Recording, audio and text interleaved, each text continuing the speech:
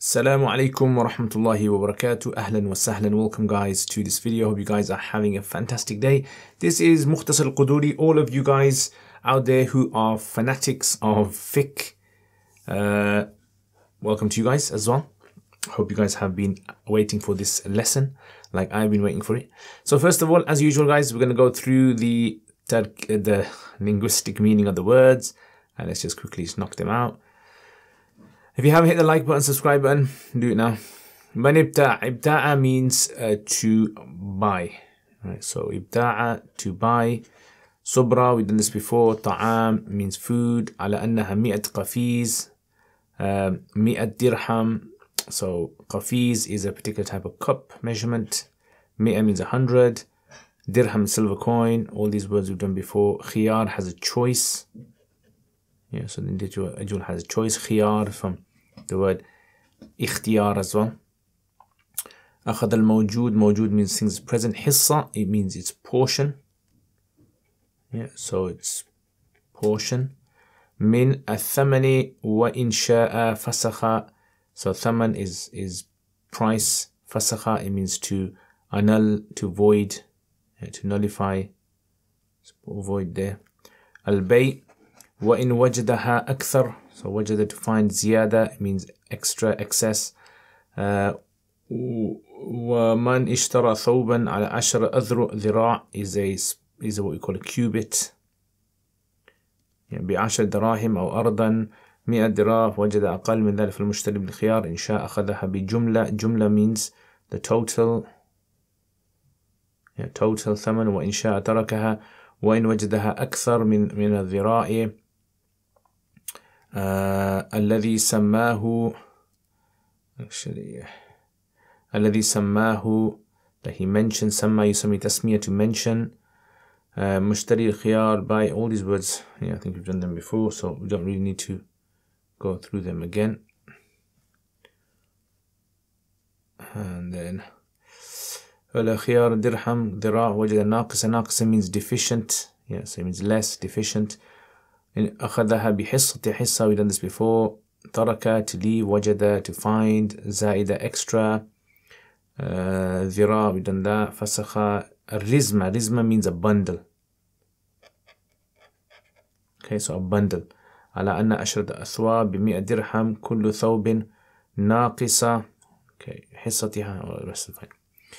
Okay, so that is done. Now let's have a go at trying to do the tarkeeb of this. Okay, so let's do a bit of a tarkeeb, inshallah. Alright, so next. وَمَنْ إِبْتَاعَ صُبْرَ طَعَامٍ. So مَنْ إِبْتَاعَ يَبْتَاعُ صُبْرَةَ طَعَامٍ. So this is the مفعول به, أو إبتاع يبتاع فعل فاعل. على أنها 100 قفيز ب100 درهم. مضاف مضاف إليه. That's the خبر. فوجدها أقل is غير منصرف. مفعول به من ذلك كان المشتري. Now this is مشتري. Anyone know why it's مشتري not مشتريو, even though it's the فاعل. بالخيار إن شاء أخذ الموجودة بحصته من الثمن. وإن شاء فسخ يفسخ البيع. مفعول به. وإن وجدها أكثر. أكثر is غير منصرف as well, like أقل.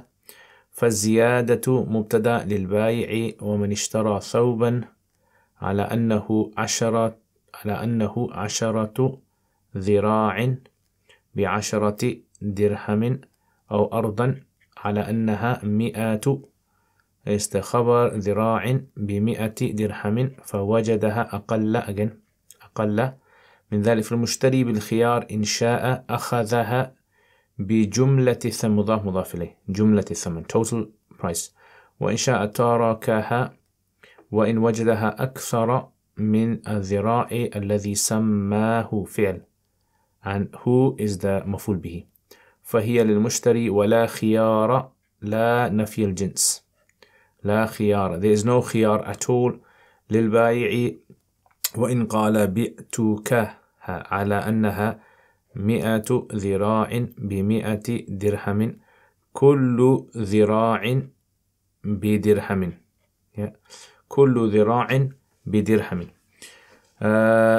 فوجدها ناقصة مفعول به فهو بالخيار again إن شاء أخذ الجميع بحصتها من الثمن وإن شاء تركها وإن وجدها زائدة مفعول به كان المشتري بالخيار إن شاء أخذ الجميع كل ذراع بدرهم وإن شاء فسخ البيع. Okay, let's move this up then. All right. وإن شاء فسخ البيع ولو قال بئت منك هذه الرزمة على أنها 10 أثواب ب100 درهم كل ثوب ب10 supposed to be 2 كسرة there. فإن وجدها ناقصة جاز البيع بحصته وإن وجدها زائدة فالبيع فاسد. Okay, so that's basically what you have over there. فالبيع is the مبتدا, فاسد is the خبر. A lot of this tarkib is like really straightforward now. Yeah, so by now I'm sure you guys are very familiar with how to do it. Tarkib. If you are still struggling with tarkib, I would suggest you start doing my Quranic Arabic 17 lessons from beginning.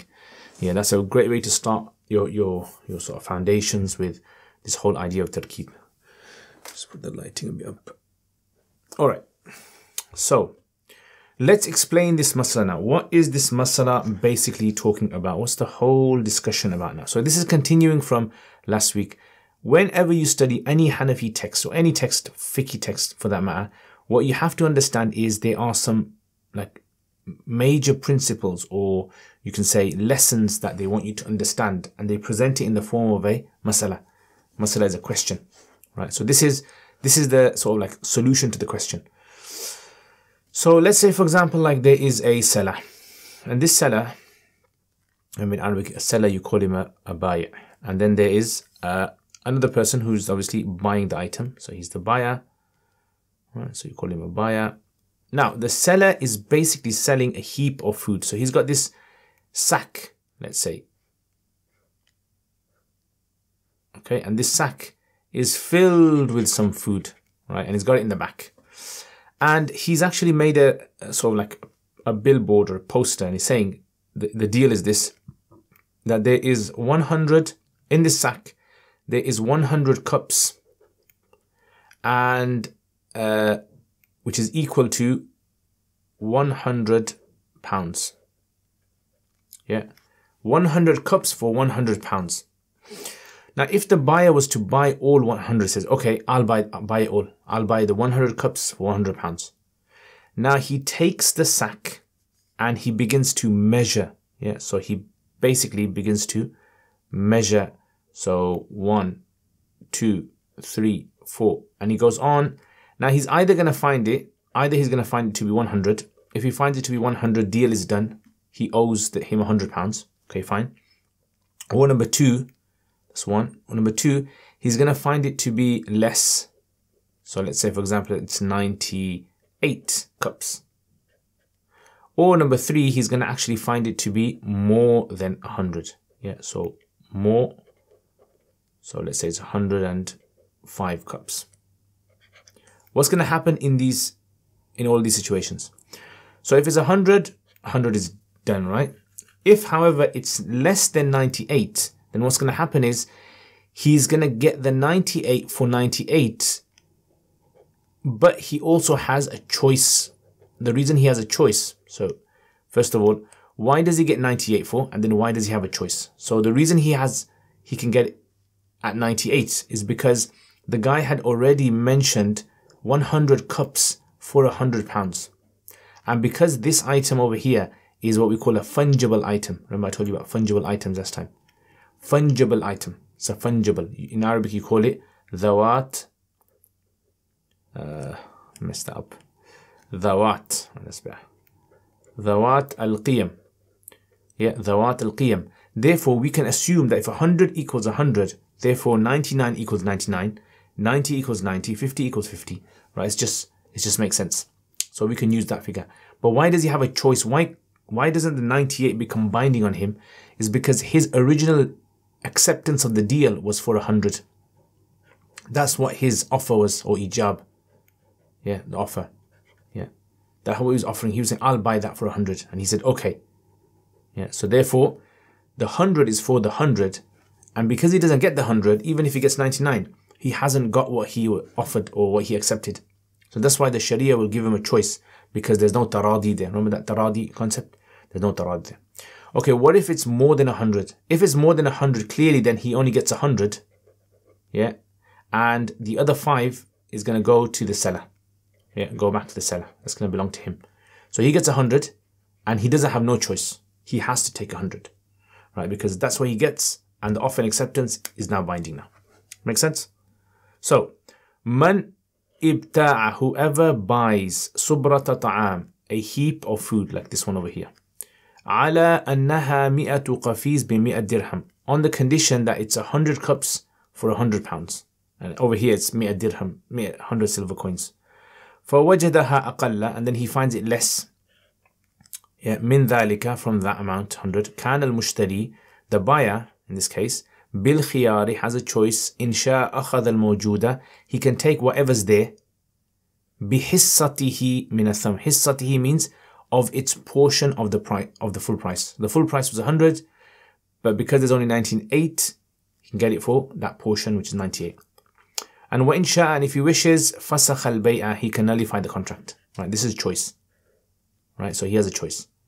So why did he have a choice? Like I told you, because he didn't get the thing that he was anticipating.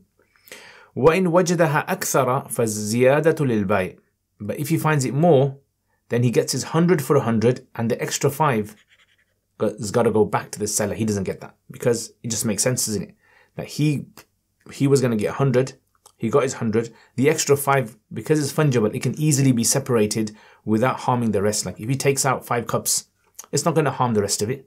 They're all identical, right? All of the cups in the sack are exactly identical. So whichever 5 cups you take out, it's not going to lead to any fight or anything. That's an important point to remember. Okay, by removing the 5 cups, it is not going to lead to a fight, right? So there will be no argument, no dispute. Okay, no dispute over there. Okay, right. This is the first masla. Now let's look at the second masla now. Now we want to replicate this exact same masla, but we want to replicate it with non-fungible items. Okay, so non-fungible items. So let's do a non-fungible item. Remember what non-fungible is? Yeah, one that is one of a kind, right? So something that is one of a kind is called a non-fungible. So there's 2 scenarios he's going to bring now for non-fungible, right? So let's say, for example, seller, again, seller, and then buyer, right? But this time the commodity that's being sold is not something that's fungible.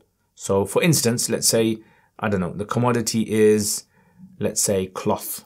Yeah, so it's handmade cloth, right? One of a kind, unique.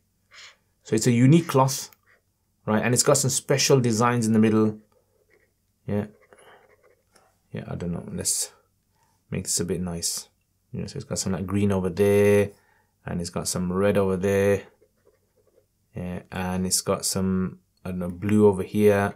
So it's like a unique type of cloth. Right. So this guy now has actually made he's made a claim. He's saying basically that this cloth is 100 cubits. Yeah, so 100 cubits. And the 100 cubits is for 100 pounds. And this guy, buyer, obviously says, yes, I'll take it. Okay, deal. Bought. All right, I've taken it. Again, there's 3 possible scenarios that can come out of this. Scenario number 1, he either finds 100. Scenario number 2, he finds it less. Yeah, so less could be, let's say, 98. And scenario number 3, he finds it to be, let's say, more. So he finds it to be 105. Okay, what's going to happen in all these scenarios? So remember before what happened, we said, if he finds it to be 100, deal is done. That makes sense. Okay, deal is done, right? We're going to accept that. We're happy with that. But what if he finds it to be less? He finds it to be 98. What's going to happen over here? So because it's non-fungible, we can't say if 100 equals 100, we can't say 98 equals 98. You can't say that because it's non-fungible. Like, how do you know, for instance, how do you know that this portion of the cloth is equal to this portion, which is equal to this portion, which is equal to this portion and this portion. No, you can't say that. So because the cloth is different in different areas, you can't say 98 is equal to 98. No, because maybe some parts of the cloth are worth more and some parts are less. Does that make sense? This is why this idea of non-fungible is very important to understand. Okay, so if it's less, then no. All right. And if it's more, then yes, you can. Right? If it's more, then obviously, sorry, if it's less, then you can't take it for 98. You can't say 98 equals 98. No, you can't say that. So in this case, what do you do? So in this case, what you have to do is you have to pay the full price. So full price for 98 cubits. Right, you just got to take that. And remember, you have a choice here. Right, so why do you have a choice? Because you didn't get what you were anticipating. You wanted 100. Because you don't get 100, so then you either get a choice, or if you want to take the carpet or the cloth, you've got to take it for the full price. Right, you can't take it for partial price. That's if it's 98. What if you find it to be 105? Yeah, what happens in that case? So if you find it to be more, then in that case, the same thing happens over here. You're going to take 100 for 100, right? You don't have to pay any more for it. Yeah, 100 for 100, and the same thing over here. We did over here. 100 for 100, 105 for 100 you're going to take. Because the idea basically is, you know, you can't remove the 5. Which 5 are you going to remove? Are you going to remove the 5 over here? Or are you going to remove the 5 over here? How are you going to remove that? So because you can't separate it and it's going to cause problems, therefore this is how you're going to deal with this. Does everyone understand that? Okay, so let's have, okay, so that's the cloth one. Then he mentions the second one, which is land. Land works in the same identical way. Okay, so let's say for instance, there is, I don't know, some land over here. Yeah. So let's just draw some nice land. Okay. Now, obviously land is different in different parts. Right, so there might be some fertile areas, there might be some nice terrain areas, right? So it all could be different. Now, if a person was to sell 100 for 100, right? So again, the same deal over here. Yeah, so 100 for 100 in this one as well. And in this one, 100 for 100. Over here, you can have the 3 scenarios. So either you're going to get it 100 exactly, you're going to take it. Or if you're going to find it to be less, you're either going to have a choice or full price, 98 for 100, or if you find it to be more, then you're going to take it for full, whatever it was. Does that make sense? Well, all of this is simply because this differs from the first masala, because this is to do with non-fungible, previous one was to do with fungible. Make sense? Easy peasy? Right. Let's crack on with this then. So, وَمَنْ اشْتَرَى, whoever purchases ثَوْبًا عَلَى أَنَّهُ أَشْرَةُ أَذْرُعٍ, on the basis that this is 10 dirham, بعشر دراهم, for 10 dirhams. I did 100 just to make it easier with the previous one. He's mentioned 10. Or he's bought land أرضا على أنها 100 ذراع, that it is 100 cubits ب100 dirham. Now, you know what a cubit is? It's basically from your elbow all the way to your tip of your finger. That's a cubit, right? فوجدها, and then he finds it, the cloth or the land, أقل, less than that. So he finds it less than what he was promised. فالمشتري بالخيار, the buyer in this case, he has a choice. إن شاء, if he wants, أخذها, he takes it بجملة الثمن. Yeah, so he takes it for full price. وإن شاء, and he's given a choice. If he wishes, تركها, he leaves the contract. Yeah, so he's got a choice. وإن وجدها أكثر, if he wants it more من الذراع الذي سماه, that which has stipulated, فهو هي للمشتري, this will belong to the mushtari, right? So he finds it more, he gets the whole thing. ولا خيار للبائع, and there is no khiyar at all للبائع. Okay, so seller has no choice in this, right? That's how the deal is going to work. Okay, so let's go on then. Right. This is now the third set of masala, right? The third set of masala, right? So we're almost near the end, third set of masala. Let's do on this side. Now this one is a bit different now from the previous one, okay? This one is a bit different. So let's look at what he's saying over here. So in this masala he says that I'm selling you cloth. Right, so here's the seller. And here's the buyer. Seller and buyer. So let's say, for instance, the seller is selling cloth. So he's selling this I don't know, this rug or carpet, or let's go all these designs on there. He's selling that to him, and he's saying this, the deal is this, that 100 for £100. Okay, 100 for £100. Yeah, or it could be land as well, same thing. And then he also adds this extra part in there. He says every one for one. Yeah, every 1 cubit is for £1. So he's mentioned the total, right? So this is the total, and he's also mentioned how much each unit costs. Now, if you ever do this, remember this.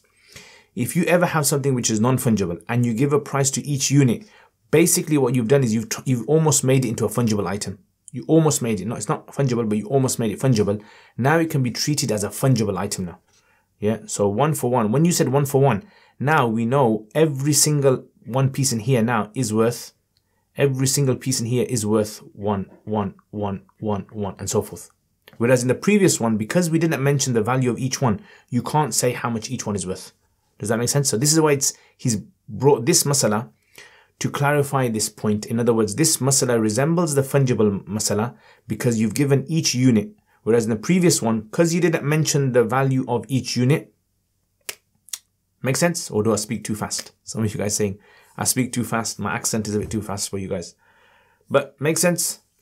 Right, so each unit. Now, again, he's either going to find it to be 100, or he's going to find it to be, let's say, 98, or he's going to find it to be 105, let's say. It's all made up figures, okay? Just to make it easy to understand. So what's going to happen in these situations? So again, if he finds it to be 100, yeah, he's going to take it for 100.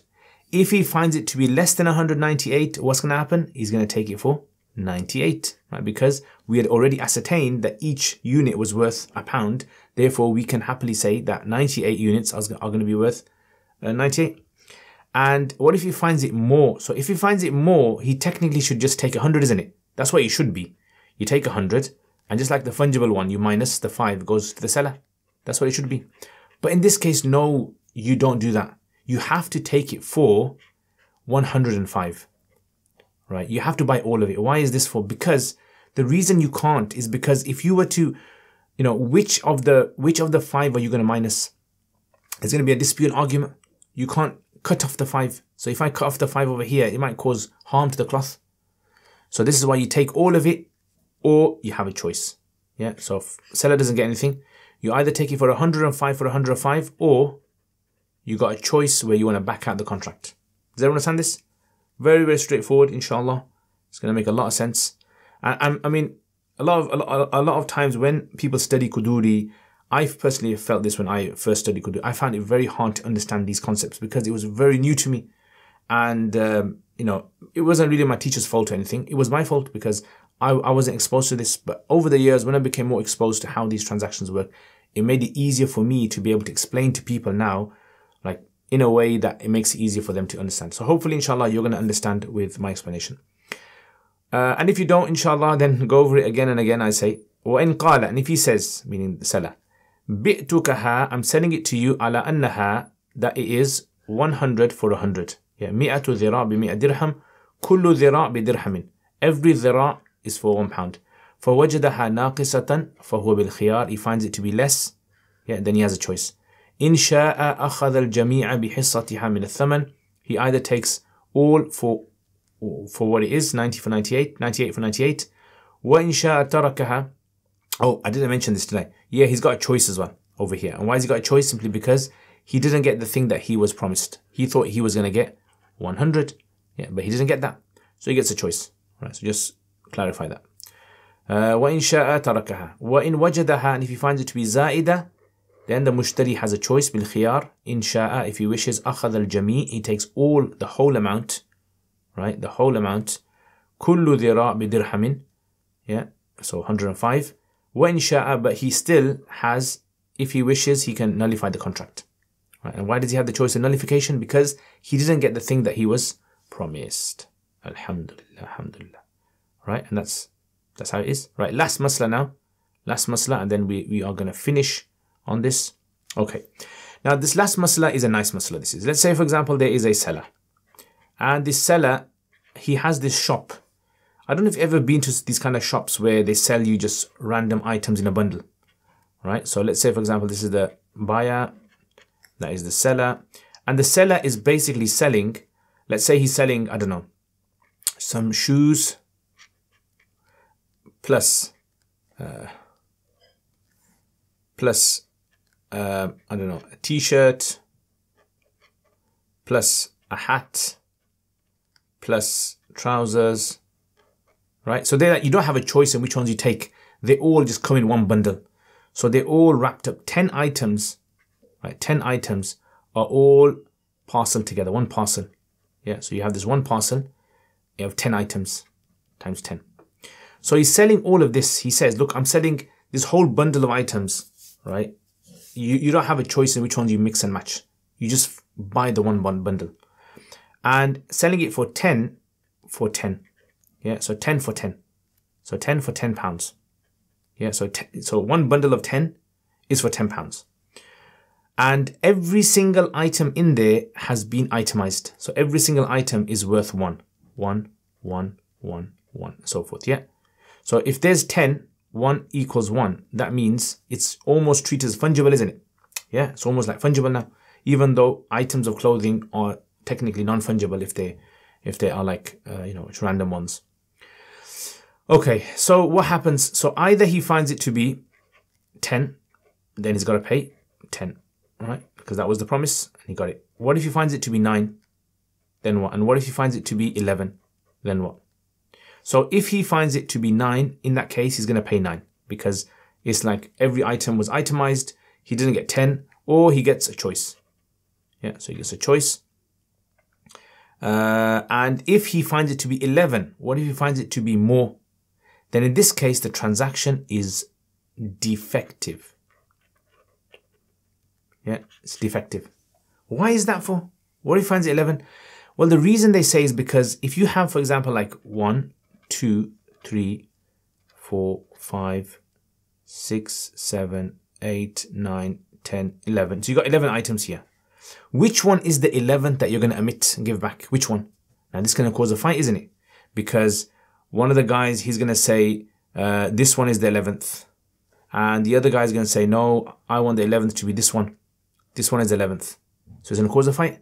So how do you resolve this? So this is why he says it's considered to be a bait fasid. Because in most cases, it leads to an argument. If they don't have an argument, it's not going to lead to an argument, then it's totally fine. Yeah.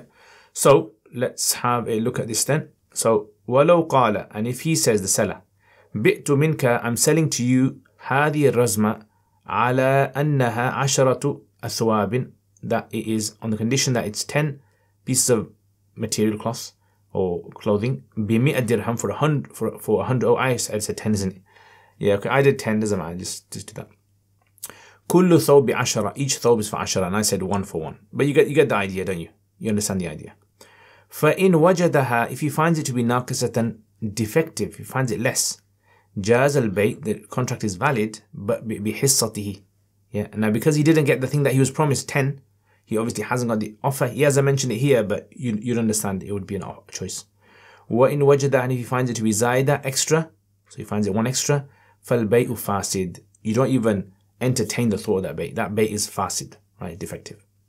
And that's it. Look how nice these masaila. Yeah, Hanafis are just, Imam Qudoori is just explaining to you how we resolve like small little differences and changes in the contract. Okay, so this is basically today's lesson. Let's have a go at trying to answer some of the questions then. Okay, so first of all, what is the ruling of selling something 100 for 100 cups and you find it less? What's the ruling? So 100 cups of rice for 100 pounds. What's the ruling if you find it to be 80 cups? So the answer to that would be that you pay for 80, right? You pay for 80, or you have a choice because you didn't get what you wanted. Okay, what is the ruling if you found the rice to be 105 cups? Then what do you do? So then the answer to that is that you would only have to pay for 100, you give the remainder 5 back. Okay, why does a person have a choice if he has less but doesn't have a choice when he has more? The reason he has a choice when he has less is because he didn't get the thing that he was promised, right? And in 105, he does get the 100 that he was promised.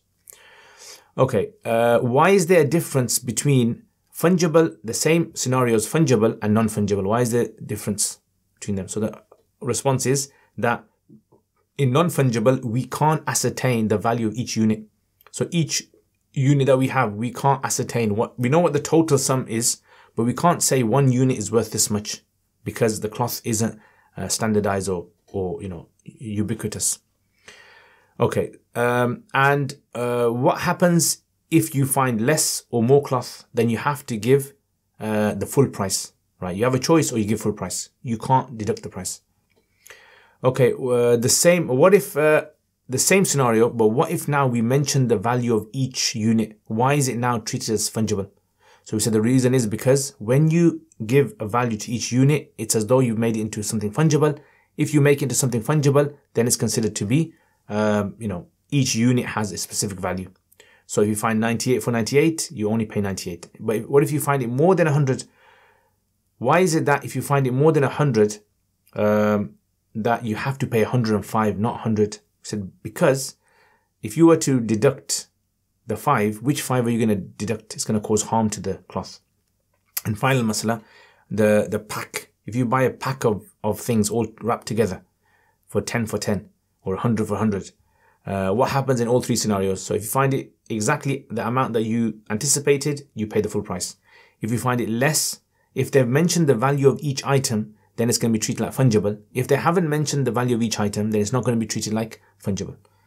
And that's it, basically. So I hope that makes sense, guys. I hope you enjoyed today's lesson. Let me know what you think. Let me know if you have any sort of questions. If you enjoy Buyu, again, check out my other videos as well.